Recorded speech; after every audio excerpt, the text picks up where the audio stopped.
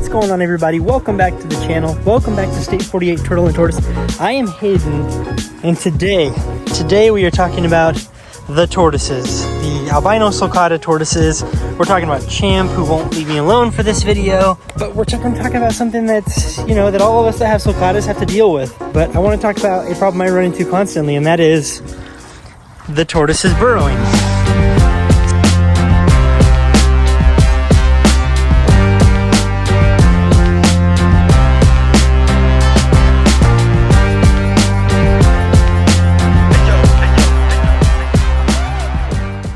So I don't let mine burrow because I like to be able to keep health checks on them, and got some combat going on. It's breeding season right now, and Champ is the alpha male.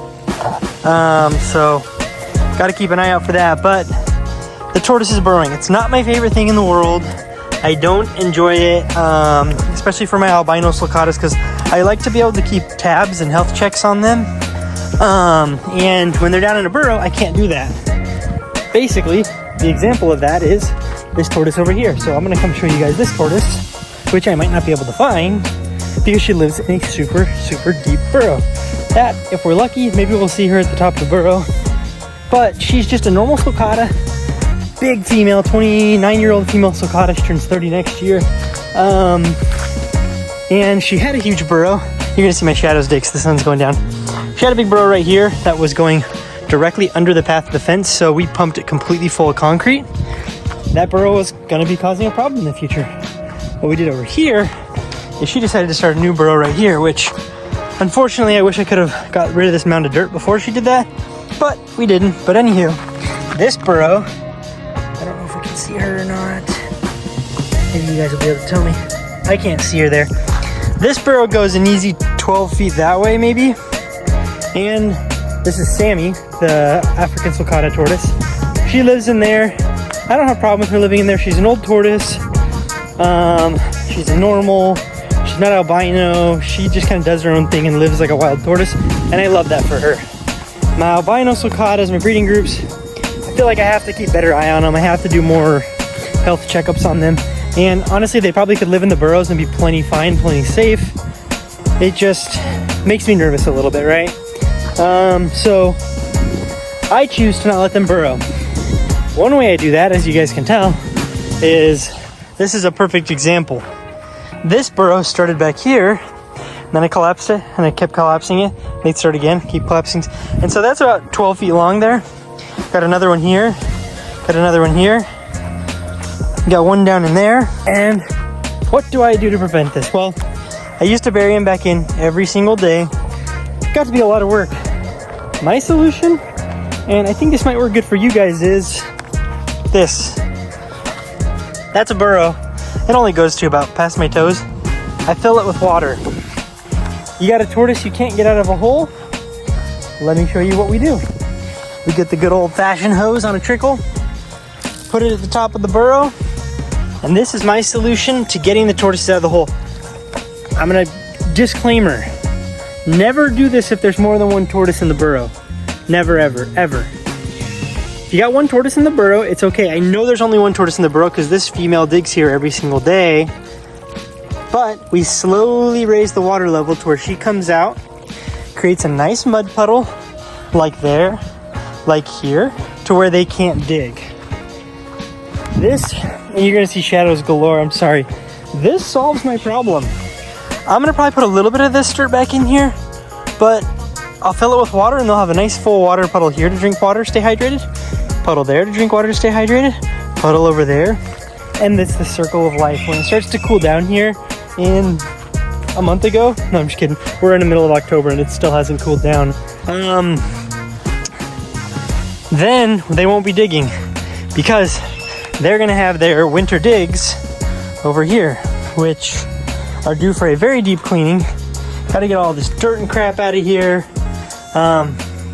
This place is completely insulated. I should probably finally put that other piece on there, but completely insulated. We've got a super powerful heater. I mean, it will stay a toasty 85, 90 degrees in here sometimes.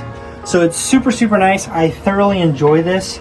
I threw that in the corner as a supplemental if someone really wants to like bask. this guy's not gonna leave me alone, so I'm gonna step onto this side so he can't get to me. And then you can see I had some baby tortoises up here, because the one thing about having a bunch of tortoises, guys, is you're always looking for places to keep them, especially in the winter time, and be efficient, right? The benefit of keeping this area here, tortoises up here, again, I haven't touched this area since last winter. Like, look at the cobwebs. This is where I kept all my baby tortoises last year in the winter. They stayed nice and toasty up there. I was able to take advantage of the heat source here and not have to have extra heat sources. I didn't have to have 3 extra ceramic heat emitters running. I didn't have to have any of that stuff because I took advantage of this heat that I had here. So this is something I've showed my brother as well, and he built an even better house than mine. But he built a house like this, and he put several shelving units around to where he's able to utilize it for more than just the tortoises on the floor. As you can tell, guys, I am not tall. I'm 5'9". I built this literally 6 feet tall because I'm the only one who comes in here. This needs to work for me. And it does, it works great. So that's where these tortoises are gonna be hiding out. I'm gonna do a full video talking about winter preparations and all that, but that guy's getting ready to tuck in for the night. But we're gonna talk about that later. But guys, in the winter, when it's nice and cold out, they come into a nice warm shed. They can't dig. You guys can't tell right now because there's so much dirt and crap on the ground here. But concrete slab. So then I don't have to deal with digging during the winter at all. The only digging that happens up until about March is laying eggs. That's it. So luckily I don't have to worry about that. No ifs, ands, or buts.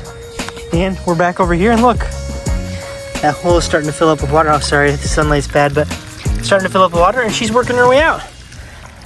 Definitely only ever do that if you're keeping an eye. And we have a beautiful tortoise taking a drink. That is Callie taking a drink from that fresh water right there. Like I said, she's being a perfect example of why I told you guys I do this. Absolutely love. Man, those shots look so good when they're not on 0.5. Maybe one of these days I'll do a cinematic video for you guys. That's how I deal with burrowing. I've talked about it in the past. I don't let my tortoises burrow because I want to be able to keep health checks on them. And that being said, guys, I'm going to show you one final thing here in this video, and we're going to wrap up. But if you're new to the channel, definitely subscribe, click like. I appreciate all the support. Got some really cool content coming very, very soon. But I want to show you guys as I go against my word, right? Here in this enclosure, this is all yearling to probably 3-year-old sulcatas in here. I've chosen to let them burrow. This is one of the double het sulcatas. And look, massive burrow.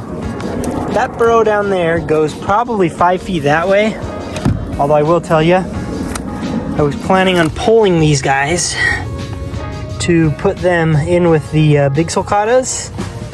Man, this one looks so good. They've gotten huge. But I think I'm gonna leave them in here.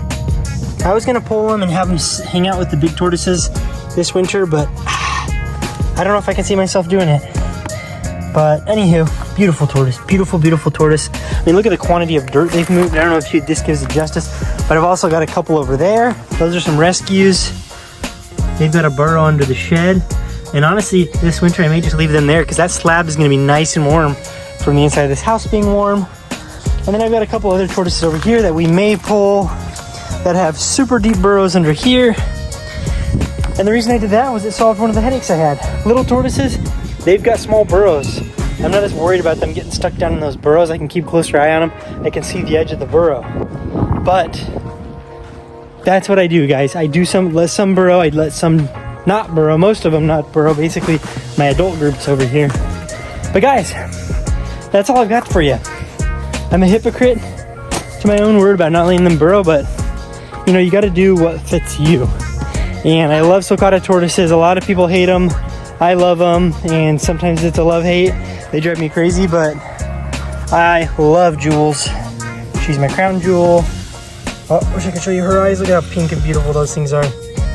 Can't stay hunched down too long because Champ's not the friendliest guy, you know? But anywho, appreciate the support, guys. Click like, click subscribe. Got banger videos coming your way very, very soon. And we will catch you guys next time. Peace.